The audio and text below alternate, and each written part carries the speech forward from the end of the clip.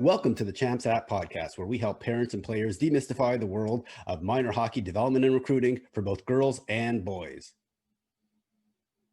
On today's episode, I talk with Ellie Williams, who is the head coach at Shattuck-St Mary's prep school girls under 16 hockey team. If you're a player or a parent thinking about attending a hockey prep school or academy, you'll really enjoy this episode because we talk about the Shattuck-St Mary's admissions process, player development, and my favorite part was when Ellie talked about the level of competition during their practices. I really enjoyed this conversation with Ellie, and I hope you do too. Before we get to our guest, if you like this episode and want us to make more of them, please share it with friends and teammates.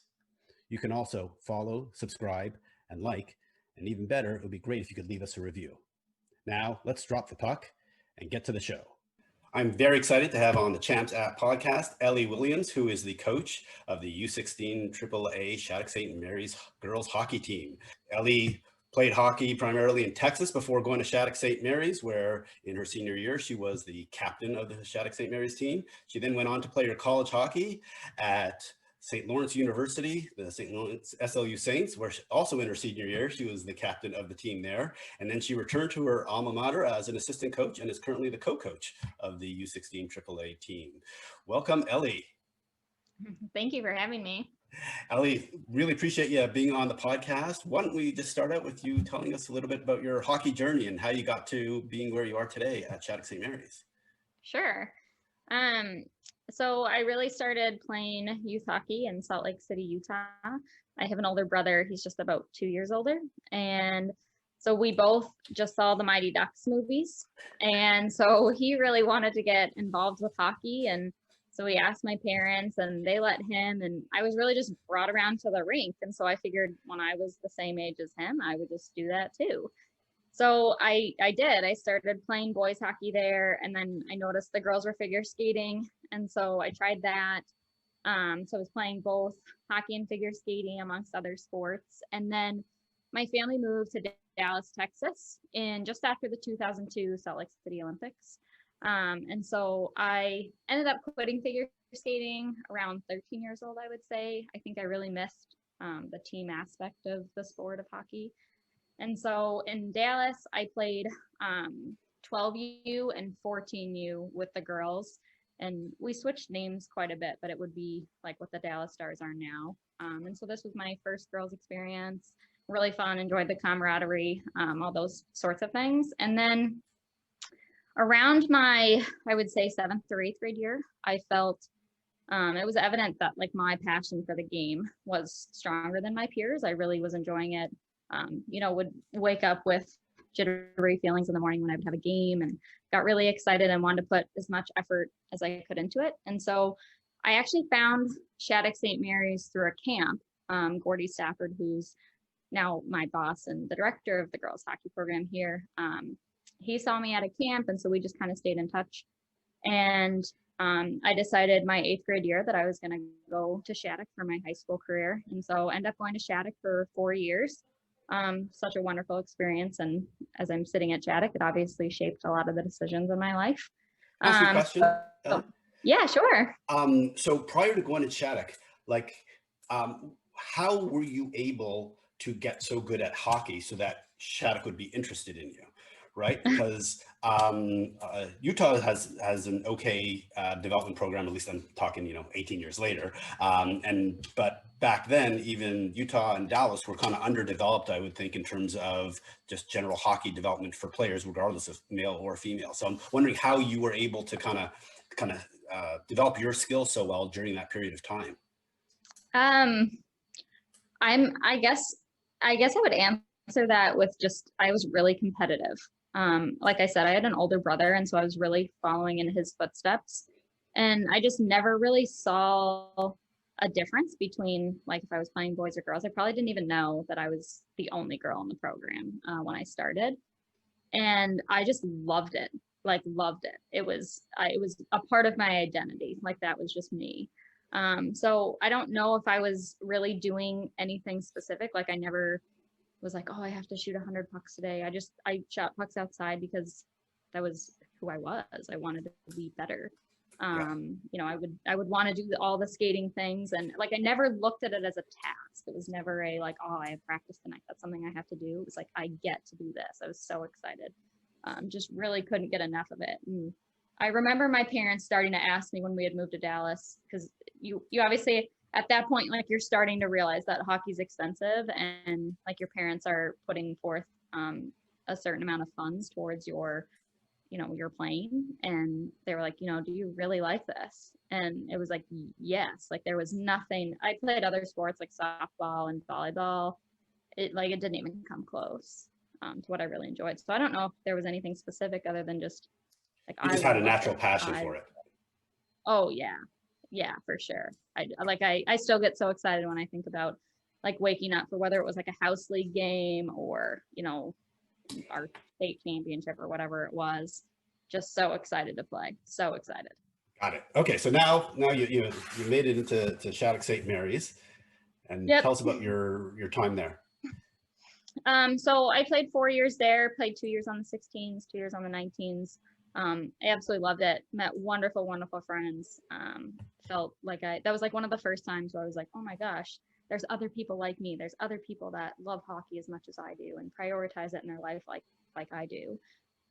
So that was really cool, and I think a really important piece of the puzzle for me. I went on to play Division I hockey at St. Lawrence University. And then, so I played 4 years there. And then my senior year, I decided I wanted to continue going to school. And so I was pursuing my MBA right outside of New York City. So I moved there, and then I was involved with, it's the Rye Youth Rangers program. So I was coaching there for multiple levels, and they outsource some of their skills.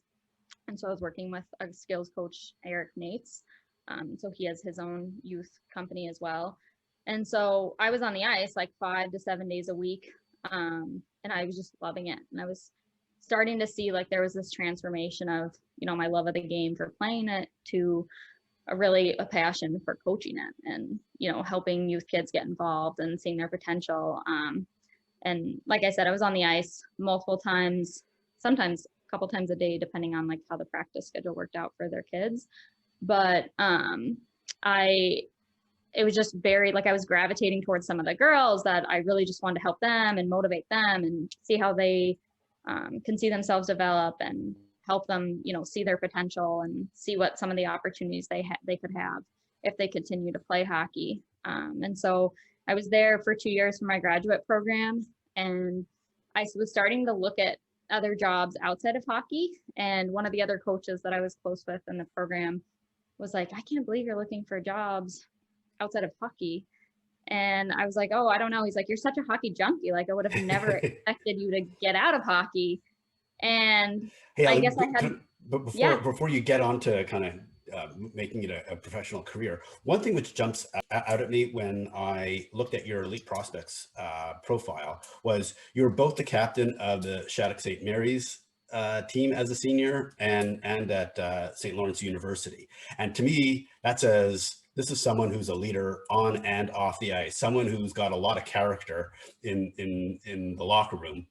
And thank you. And describe to me, like, you know, someone with obviously a very high work ethic. And when I look at the stats, look at your stats when you're at St. Lawrence University, you know, your numbers don't jump off the page as for sure, as the top player. But to me, to be a captain with you know, giving your role on the team, it was, to me, that says, holy smokes, this, you know, she really gets it in terms of what it's like to be a leader and a team player. And so maybe you could just talk about kind of like your, you know, the way you handled yourself both at Shattuck-St Mary's and St. Lawrence University as a player, and the roles that you had there. Well, for one, I remember starting to see myself as a leader. I think a little bit of it helps when you're good at your sport. So when I was younger, I was, you know, relatively one of the better ones on my team. And so I think naturally when you're a good athlete on a team, like your peers and your teammates are going to gravitate towards you, and they're going to listen to what you say. And so I think that kind of started from a young age. My parents have always told me I'm very independent, so maybe that was piece of it as well. My parents were very much about character growing up and like how you present yourself. And I remember at one point too, like they had said something, the way you conduct yourself is a reflection on us as parents. And so like if you're, you know, you do something at school or you do something with your teammates, like that's a reflection on how we parent you.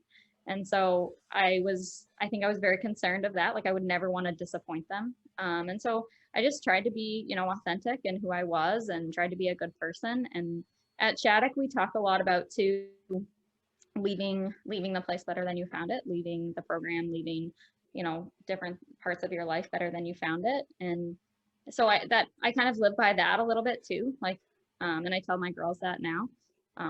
You know, when you're a senior, you want to leave this place better than you found it. And so what are you doing? Maybe not necessarily each day, but what are you doing, you know, as a leader amongst your team? What are you doing in your classes that are going to leave Shattuck better than you found it? And the same thing with college as well. So each of my times that I was a captain too, I had other leaders with me. And so I think it, like I was an assistant captain my senior year at St. Lawrence, and our captain was great, and just having a good leadership group. So I think that that's really important. But yeah, it's another one of those things that I didn't necessarily put a lot of thought into of like, how do I become a captain? It's more of like a natural thing. Like, how did I become a really good 12U hockey player? Because I loved it. Like there isn't really a secret of, you know, how many pucks you shoot. It's a lot about like what, you know, being your most true self, I guess is the right way to say. Got it. Got it. Okay. And then now we kind of Yeah. get you know, kind of all the leadership and the kind of captaincy elements of your background. Now, after kind of doing some coaching on the side, where did that take you next? Yeah. So I decided, okay, I might look at some hockey jobs. I'll see what the world kind of takes at this point. And so there was actually it just was very coincidental, I think, is that the assistant coach, who I have filled the position now, but she was leaving that year. And so Coach Stafford and he's been a mentor for me basically since I've been at Shattuck. Like I texted him after I scored my first college goal. Like he's been, you know, we've been close for many years. And so I think I had talked to him throughout my whole process of, you know, getting my MBA and what I want to do next. And I'd always thought about maybe coming back to Shattuck, but never really fully put it into swing. But he called me and he said, our assistant coach had left. Would you be interested in coming back this year? And so it's nice because it lined up with, you know, I was finished with my graduate degree. And so I would need to move on and do something. And so I came back here, and this is my 4th year here now. And so I'm a co-head coach with our 16s team. And then I work in admissions, and I am really involved in the recruiting process for our girls here, just talking with different families and whatnot. Awesome. Well, that's a great transition now into kind of talking about Shattuck-St. Mary's and the actual admissions process. So my understanding from having talked to some prep schools in the past is it's kind of a little bit of a chicken and the egg. Is you kind of need to get into the school first before you can get onto the hockey team, but you got to kind of need to know that you're going to get onto the hockey team before you want to apply to get admitted. So maybe you could just talk about the admissions process at Shattuck-St. Mary's, especially since I'm sure probably every year you get dozens, if not hundreds of applications for a limited number of spots. Yes. I mean, we're fortunate. It's a good problem to have more people interested than spots you have, but those phone calls are sometimes very difficult, but there's several parts of my job that I really enjoy. But certainly one of them is making that phone call and telling either the kid or the parent, you know, we'd really like you to come play for Shattuck-St. Mary's girls hockey program. And like it's always just a very exciting phone call to make. Definitely one of the best. So how does that work? So, you know, let's say I'm a parent, which I am, and I have a kid who might be considering going to prep school. What is the funnel that you have for different ways that you can get folks who express an interest? And then what happens from the moment that they express an interest? Yep. So really you, as a parent or, you know, the kid themselves, need to express interest to us. So on our website, we have like a hockey tab, and then you click on inquiry. And so you would submit an inquiry. And so then that goes to our admission system, and then that's how we really start communicating with families. And that would be like the first conversation that we would have. And normally, without COVID being involved, you'd come for a visit to our school. And so you'd be able to come to the school and skate with the girls and be a part of kind of like a day on campus, which is, I think, really helpful for the kids to see and the families to see what it would be like to be at Shattuck. And we get one of the biggest pieces of that puzzle is seeing when you see the girls skate and you skate with them, and they're like, I'll never forget one of our girls who's here now. She got off the ice, and I'm always asking, like, how was the skate? Did you like it? And she's like, you guys do this every day? I was like, yes, we skate every day. We'll practice every day. And she was like, no. Like, is it that competitive every day? And I was like, oh yeah, like that's what it is. Like that's, and she's from a really not a hockey hotbed by any means. And she was like, she looked at her dad, she's like, I have to come here. And so that was really cool. And it tells you that, practices aren't like that everywhere. The internal competition isn't like that everywhere. And so it's part of that visit is seeing that. And that's, I would say, a big chunk of some of the decision that they're going to make. And then obviously going throughout the day and making sure you feel like Shattuck's a comfortable spot for you, and seeing the dorms, and meeting us as coaches, and meeting some of the other teachers, and meeting the girls. And so that's really how it goes. And then we start to, because we are like first and foremost. Ellie, can I just ask a question? What percentage of the people who express an interest get actually invited to come on the ice? So normally it's everyone. If you want to visit, you're more than welcome to visit. Okay. So, if this year has been harder, we've been doing a lot of video, and just kind of having communication there. And I've seen a lot of the girls too through different camps over summers and whatnot. So basically anyone who expresses an interest and then wants to make a trip and come on campus, as long as they contact you ahead of time, you'll accommodate them. Okay, that's great to know. For sure. Yeah. For sure. And so, because first and foremost, we're a school that happens to have a good hockey program. And so you do have to apply to the school if you have interest in being in our hockey program, and you have to get academically accepted. And then we go through and start to make offers for our hockey program. What does academically accepted mean? Good question. It's that, you're accepted into our school just as a student. Like, that it doesn't matter, if you play hockey or basketball or what have you. And is there a GPA minimum that you're looking for, or you look at the whole package? We really look at the whole picture, because we'll see different applicants from, on the hockey side for the girls and for the boys, but we don't take any grades younger than 8th. And so sometimes, when you're looking at a 7th grader's report card and things like that, it's not, especially with COVID now, things are very different. And so I really value the interview process. I really like talking to the kid one-on-one, even if it's over Zoom this year, but I really enjoy that. You get to know them, and because I'll get into this later when we talk about your day, but our practices are in the morning. So we get to the rink around 6 o'clock.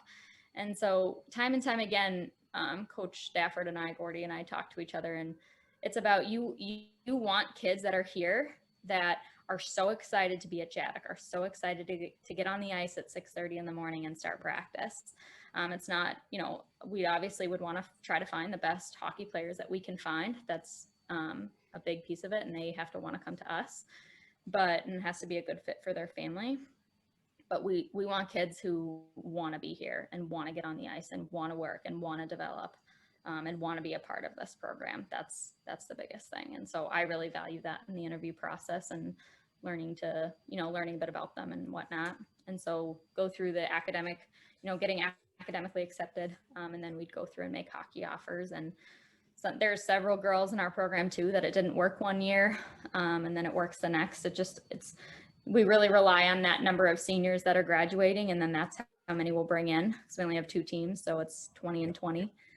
So if you're graduating 10 seniors, then you're most likely going to bring in 10 girls. Yeah. Okay, and I got 2 or 3 follow-up questions. Go for it. First, just on the academic side, you want to talk about, how well prepared the players are for some of the top academic colleges, such as Ivy League or sure. well-known ones? Sure, I think that that's a good point. I think I was talking about it with some of the other alums, but I think that as a young female athlete, and I was in the shoes of these kids here at Shattuck too, is I knew that at some point I would hang up my skates and I would have a real job, for lack of a better phrase. I knew I wasn't going to make $1 million playing hockey, and so as it's just a fact. There's more opportunities for males to play higher level hockey after college than for females, and especially when you talk about getting paid and whatnot. And so I really knew that there would be something else for me after hockey. And so academics were really important to me, but they really had to be if I wanted to, go to college and perhaps go on to graduate school and whatnot. And so I think that there's several things, and talking with the alums is really helpful for the girls to hear too, on how Shattuck has prepared them, and what they did at Shattuck that they really felt like prepared them, or what they wish they would have done more of. And I think a couple of things stand out is that time management is probably one of the biggest ones. You're so busy here, but you're also so busy at the college level, and you have to really manage workouts and your team practices and obviously your academics. And if you're going to an Ivy League school, it's inherently going to be, there's going to be challenging courses that you're going to take. And so I think that time management would be one of the biggest ones that would stand out. And then we talked to Blair Turnbull, who was in my class at Shattuck, and she went on to play at Wisconsin, and she is an Olympian for the Canadians. And she had said that she really liked at Shattuck how there was a lot of support from the faculty members. And so, if you needed help on math or what have you, maybe the dorm parent that night was one of the math teachers, and he or she could really help you. And so having that help and that access to help and learning to ask for help was really important for her, she said. And because she said, when you go to college, it's like no one's going to seek you out and be like, oh, do you need help with this? You have to learn to ask for that for yourself, and manage how you evaluate where you're at in your classes. You're really good at math. Okay, maybe you don't need extra help in that, but maybe you really do need help in your foreign language. And so you need to make sure that you're making those professors office hours that they're offering so that you can ask for help. So those are just a couple of things. But yeah, we have girls at I think all of the Ivy League schools for Yale, Princeton, Dartmouth, Cornell, and they really do well. And so I know that that's a lot of the girls' dreams here, to play at Ivy League schools too. So great. So one question for you: with a name like Shattuck-St Mary's, how big is religion at the school? Because some people that's a very appealing, and some other folks that's like, well, not sure how how much of an appeal that is. But are there religious classes that are mandatory, things like that at the school? That's a really good question. I haven't had that one in a while. I think some of it is what you make of it. If that's something you really want to explore within yourself and explore more, then there's opportunities for that. And if it's something that is more of you do have to take a world religions course. And so if that's something that, you need to check the box to graduate, then if that's what it is to you, then that's what it is to you. But there are certainly opportunities to get more involved. We have a senior leadership program at school that the kids have to do. And so one of the girls a couple of years ago, she was a golfer, and she had a Bible study club that she started, like a youth group. And so that was something that she did for on campus. And so some of the kids would join that, and some kids probably wouldn't have interest in that. It just is, what you make of it. So I think it's there if you, like I said, want to explore it more. But if it's something that, doesn't excite you and doesn't have you something that you want to do, or maybe your parents are pushing you towards it, it's certainly there. But Got it. Great. All right. Well, now let's transition to the hockey side of things. So one of the things which what I found just awesome about Shattuck-St Mary's in my research was you guys have 2 rinks on campus, and a lot of the even hockey academies that are out there, you know, they have to get into a bus and still drive to the rink. So talk about just like the facilities that you have and the opportunity just to take advantage of not being in a car for 15, 20 minutes, half an hour to drive back For and forth to the sure. rink. For sure. That was one of the big reasons when I was looking at Shattuck really seriously in 8th grade, was that I would like my car time would just be cut down drastically. And my parents too, obviously they'd be driving me. But so we actually have 3 rinks on campus. And Oh, so geez. we have 2 full-size sheets, and then a 3-on-3 size sheet as well. And so, and it's like a minute and a half walk from, you know, the door to the rink to the door to the academic building, maybe 2 minutes if you're a slow walker, but still it's right there. And so it really is. I go back to this sometimes again when I'm in admission, so when I give tours, it's kind of nice to hit on what some of the girls have said. And so one of the girls that we were excited about coming for her freshman year, and maybe it was 2 or 3 weeks in, and I had said, are you really liking it? Like, you know, how's it going? And we were in workout, off-ice workout, and she was like, the workout? And I was like, no, just like Shattuck in general. Are you liking it? Like, are you enjoying yourself? And she was like, oh, this is like heaven.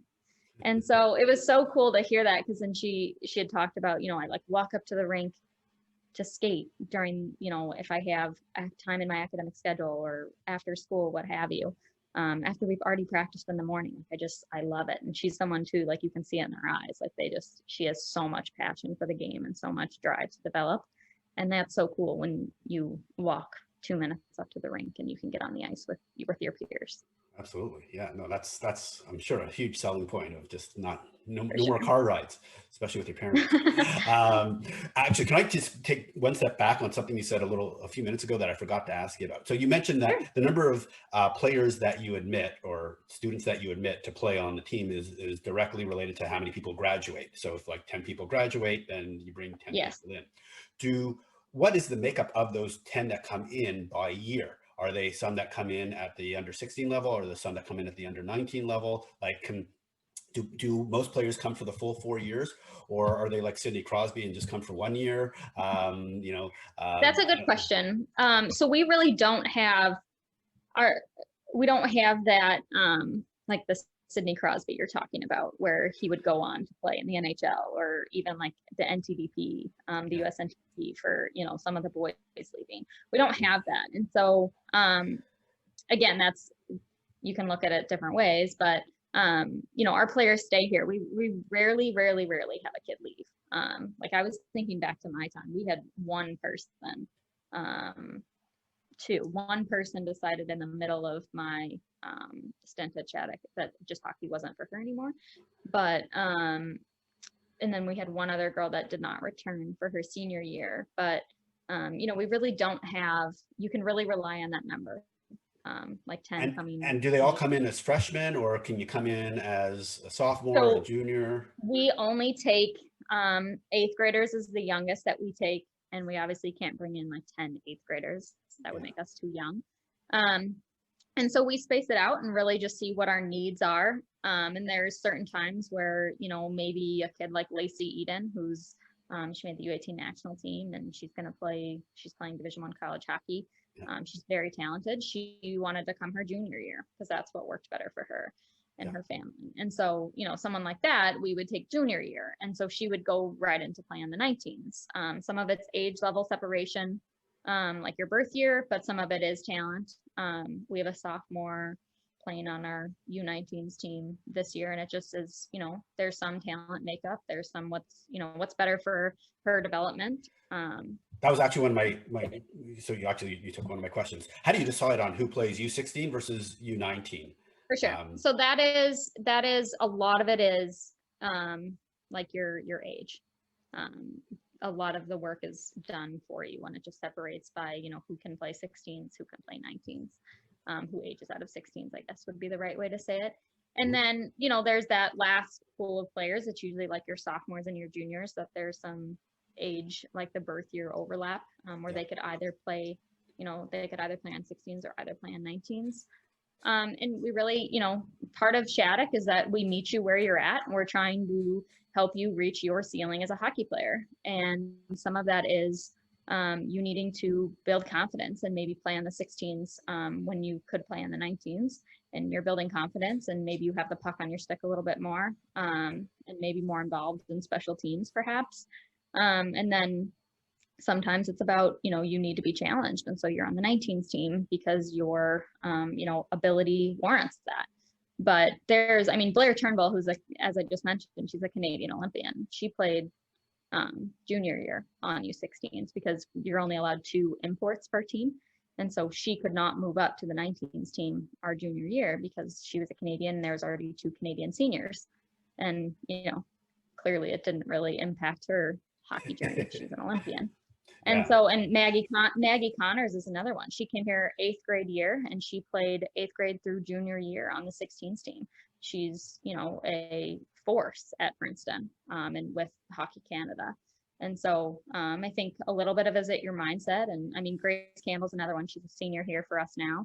She's a fabulous goaltender, and she was on our U16 team last year with an 8th grade goalie partner. And, she mentored that 8th grade goalie that we have, who's now a 9th grader, really took her under her wing. And I'm sure that they'll be friends for life because of how Grace treated her and how Grace, this is how we go about our business. This is how you become an elite goalie. And so I think took, Grace might not have looked at that day one, but certainly it's, you're playing for Shattuck-St Mary's hockey. You're in a good spot. Try to make the best of it. If you need to be on the leader on the 16s team, or you need to listen and observe on the 19s team because you're one of the younger ones. A little bit about your mindset, I think. How much factors into the college recruiting process, where the U16 teams in the States tend to be more scouted by the college coaches instead of the U19, because that's kind of after, most kids have committed? Yeah, that definitely, it comes into conversation when we're picking our teams, specifically before, in my first couple of years here, most of the girls were committing their freshman and sophomore year, and the rules have obviously changed. And so it's a little bit different, but that does come into conversation. Maybe she needs to have the puck more in her stick and have more of an opportunity, so she's going to play on the 16s team, and maybe she's committed, so on the 19s team that's okay. But it comes into conversation, but it's not this main point all the time. It's about what's right for each kid, and we try to meet you where you're at and bring you to your fullest potential. And sometimes that means you play 16s, sometimes it means you play 19s. Gotcha. All right, so now let's get to a day in the life. So let's ignore the like if you have games this weekend, but what would a typical week look like if you don't have games on the Friday, Saturday, or Sunday? So we practice Monday through Friday, and our slot is in the morning. I'd mentioned that before. We practice at 6:50. That's when formal practice starts, but the ice opens up at 6. And so the girls will come to the rink in the morning, and some of them will get on the ice early. I would say most of the girls are out there by 6:30, 6:45-ish. So you'll walk in the rink several times and see people shooting at 6:05. And so some of them have routines too of like, oh, I go early on Mondays and Wednesdays or what have you. And so, like I said, formal practice until 8 o'clock. And then we have a great locker room set up with showers. And so they will just get off the ice. We have, like I said, 2 full-size sheets. So the 16s and the 19s, we practice at the same time. And so then you go back to the locker room area, shower up, get in your school dress, and then you'll walk right down to school and your school day starts. And then there's certain times specifically as you get older in your Shattuck career where your academic schedule is more like independent and flexible.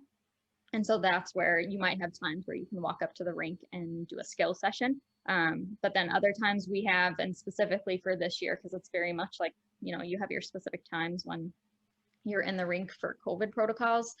And we'll have our skill sessions. So you have skill sessions on a normal year. We'll have 12 to 15 skill sessions a week.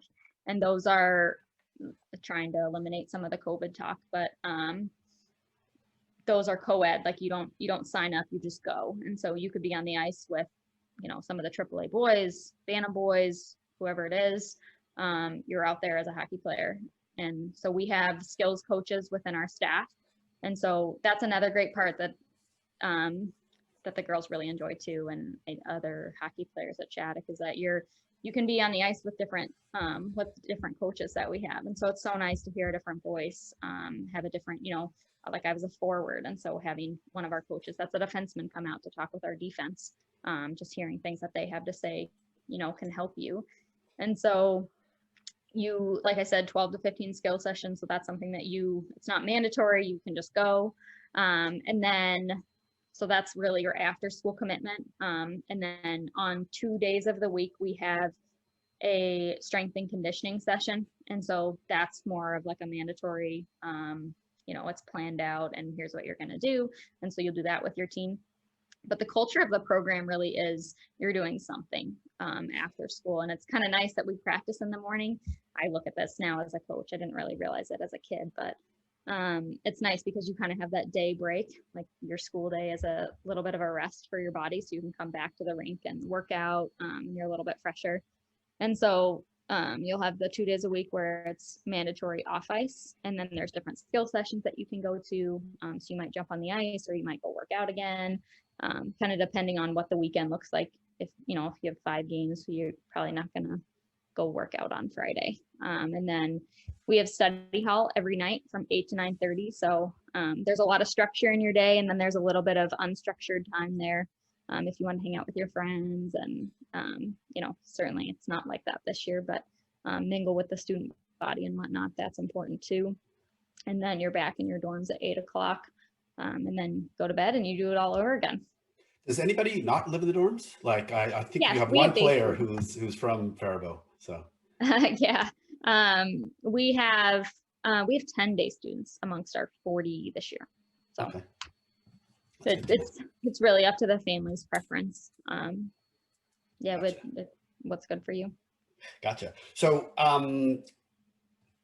let me ask you some kind of development questions Yeah, sure. of your players. So, you attract players from all over North America, maybe even Europe as well. So you basically have an all-star team. So how do you manage winning versus development for your players? How do you make choices of that when you're behind the bench?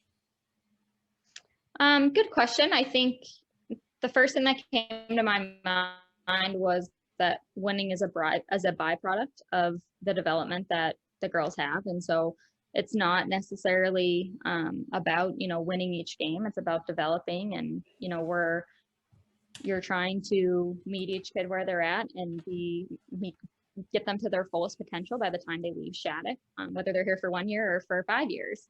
And so it's not, I really do think it is a byproduct of, walking into the rink at 6 a.m. and seeing people shooting pucks, and how competitive our practices are. And that's, really been seen in this COVID year with how internally competitive we are, and how much that helps us succeed and have these girls develop. So let me ask you a very direct question. Do you roll the lines, or do you bench players during certain times of the games? There's certain times where, like, we have power play units and penalty kill units. I think that, in different games, opportunities can present itself where you might shorten your bench. It's been hard to say that with this year, just because of Sure. How many games that we've been allowed to play. When we're in the national championship game, we're playing to win. And so whatever that may be with who's going over the boards and who's playing in net, that's what it'll be. But there is validity to, giving kids opportunity. Gotcha. So a couple of years ago, when I just started learning about this whole girls hockey and even my hockey rankings, where I started being able to see actually, the records of these teams, the top teams, I looked at the U19 team, and I saw that the Shattuck-St Mary's team basically won almost every game. Because they were that. I think I know what year you're talking about. So my question is like, how do the players learn from being so dominant, right? Like, my philosophy, at least as a parent, has been, you want to play competitive games, All right. And then almost in an ideal situation, forgetting like national championships and things like that, is you kind of want to win half your games and lose half your games so you can, develop as much as you can as a player during that period of time.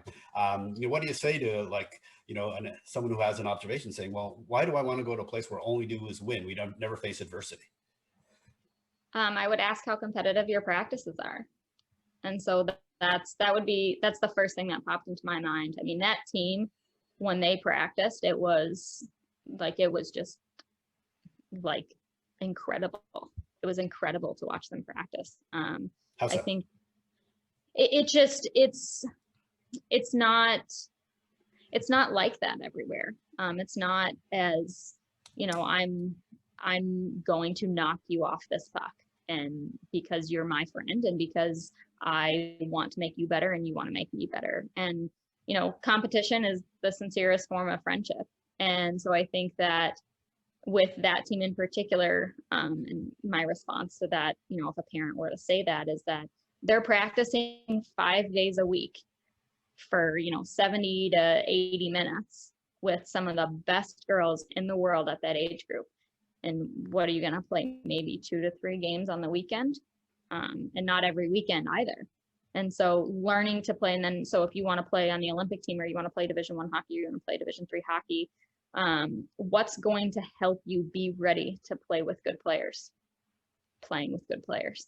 Yep. And so I think that's, doing drills at the absolute fastest pace you can, because you're being pushed to the left and to your right. That's crucial to your development. It's crucial. And I'm sure you've seen it with your kids too. And, when they're out there by themselves, how fast do they go up and down the ice and how hard do they work?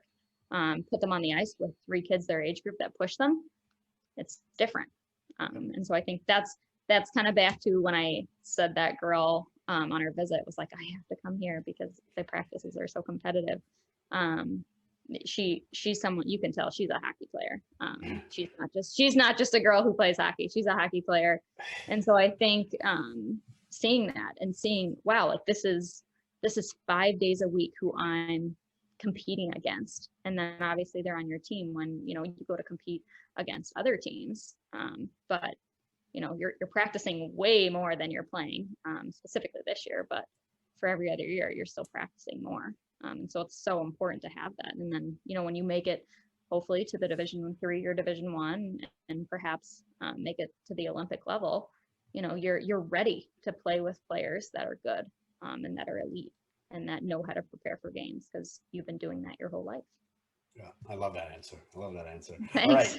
All right. Let me ask you the most important question, which is, okay. Why do you not put people's names on the back of their jerseys? Oh gosh. I guess I don't really know the answer. I think it's all about who you play for, and like I said before, leaving this place better than you found it. And one of the sayings at Shattuck is, are you one of us? And so, are you a part of the team? Are you moving this place forward? Are you trying to make it better? I don't think that really, matters about the name on the back of your jersey by any means, but all right. Cool. I haven't had that question, to be honest. I know Cornell is similar. I wonder if they have a story. Yeah, there's football teams too, the college football teams, like I think Penn State and possibly Notre Dame don't put the names on, but yeah. So, like they say, it's for the crest on the front, not the name on the back that they talk about. All right. So the next, most important question, do all of your players automatically get a D1 scholarship or an invite to an Ivy League? Is that true? That every player automatically becomes a D1 There's no Division I fairy out there. We talk about that too. Like when you put on the Shattuck jersey, the Division I fairy doesn't come into the locker room and say, like the Harry Potter sorting hat, Cornell. It's not like that. And so you need to work for it. And because you're putting on the Shattuck jersey means you have an opportunity. And so that's what you need to take advantage of. The ice is open at 6 a.m. for a reason. And, you get to compete against other players that are prioritizing hockey like you are. And so try to make the most of it. And again, it's like your winning question. Do you focus on winning? No, we focus on developing. And that's winning as a byproduct of that. So I think some of the Division I scholarships and that these girls have earned is because they're on the ice at 6 a.m. Shooting pucks, and because they love it, and because they want to get better, and they're being pushed every day by other players that are going for those same scholarships or going for those same, U18 spots, what have you. But they're playing against other players that are pushing them and competing against them and knocking them off the puck so that they can get better. So talk about the recruiting process in terms of how you then help your players, other than just making them great hockey players. What is it that the school, not just you, does to help facilitate the recruiting process, other than just showing up to tournaments and showcases? For sure. We have 2 wonderful college counselors on our staff. And so they're very helpful for the kids and learning about different schools and something that might fit their interests. And, we have kids that are interested in engineering and, looking for like a pre-med track. And so our college counselors would be really helpful with that.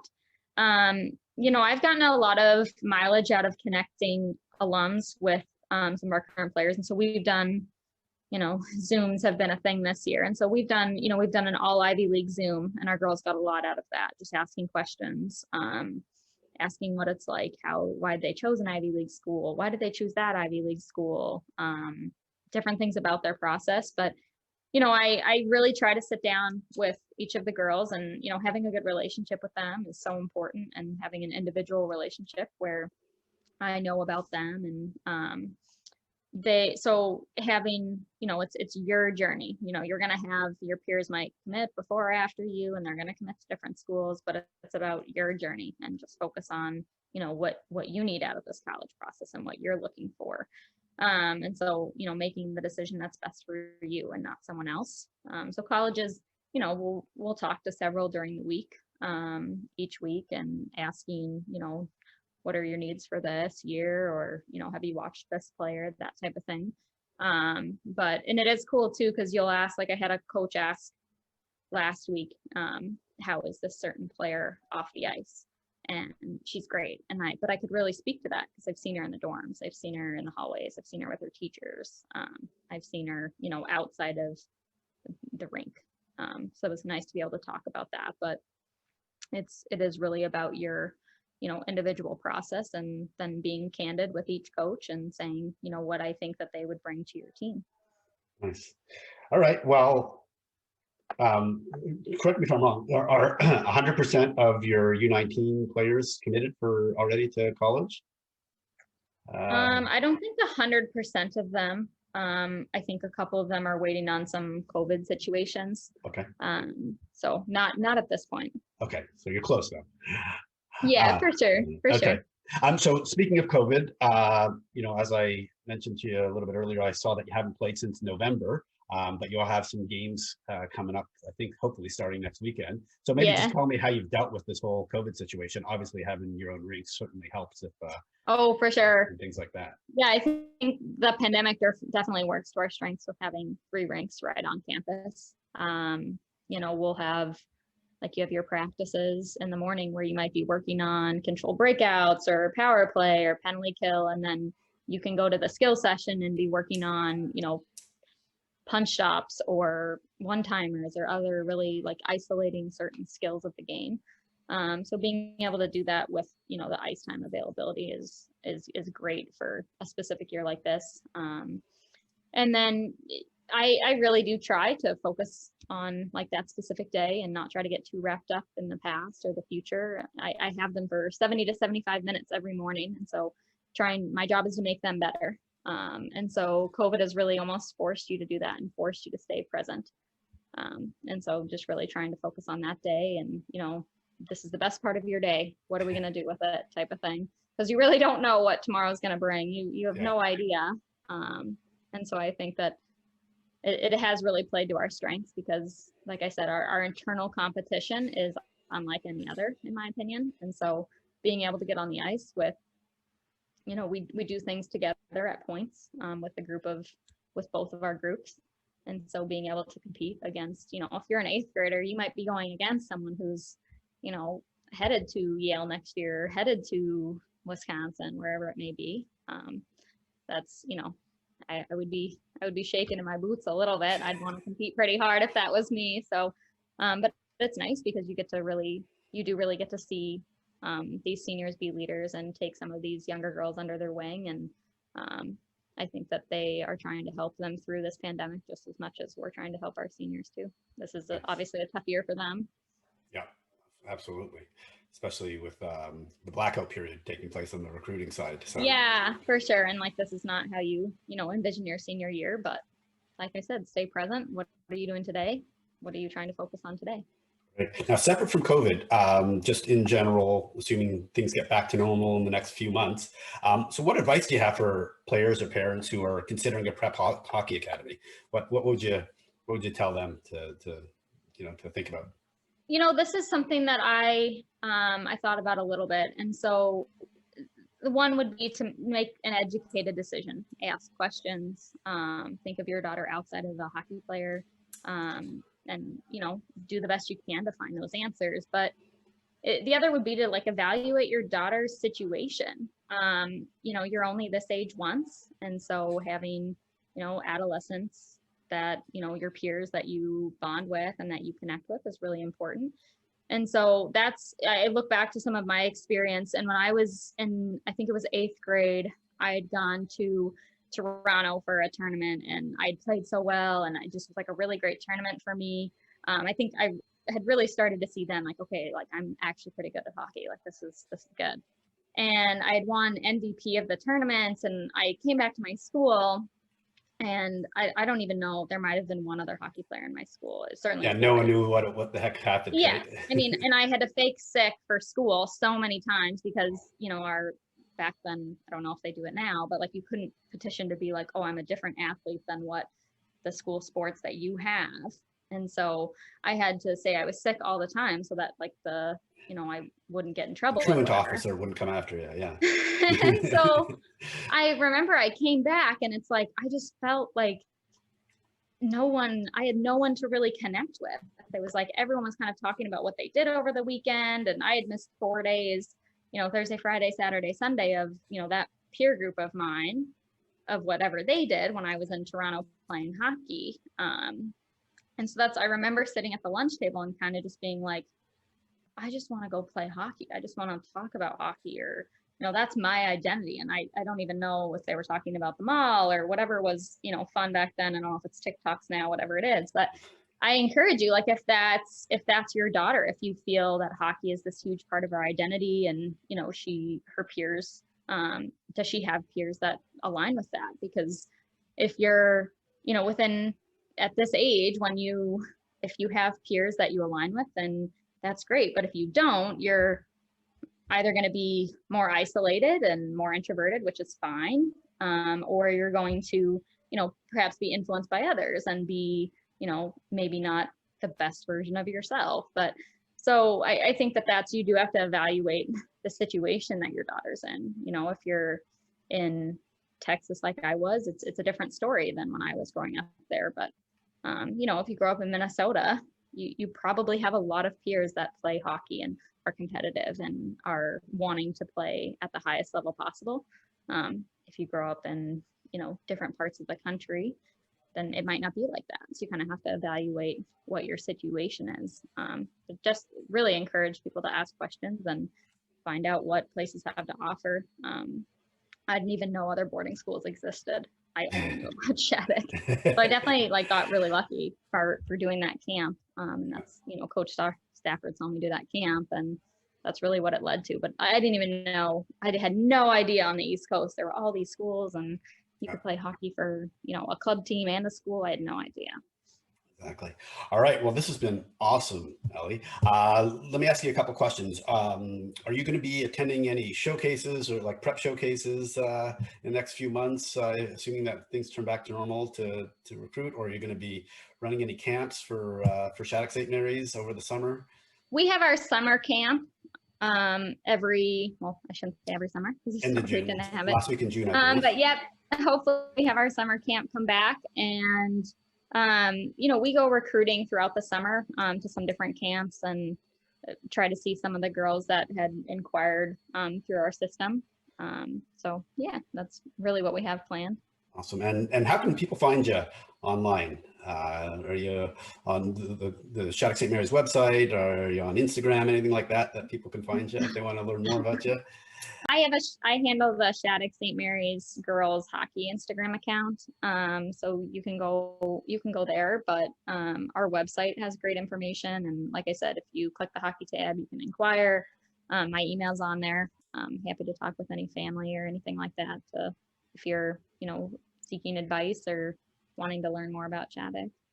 Awesome. Awesome. Well, Ellie, I Yeah. really want to thank you so much for coming on the podcast today. This has been awesome. Yeah, it was very enjoyable. I learned a huge amount and I look forward to a whole bunch of parents and their kids listening to this, because I think they're going to learn a huge amount from it as well. So thank you again. Oh, I hope so. All right. Take care, Ellie. Take care. All right. Thank you. I really want to thank Ellie Williams for coming on the podcast today. I learned a huge amount about Shattuck-St Mary's, their admissions process, and I really enjoyed the conversation about the level of competition during their practices. And remember, if you got something out of today's podcast, we'd really appreciate it if you'd like, follow, subscribe, and leave us a review so we can help share this important hockey information with folks just like you.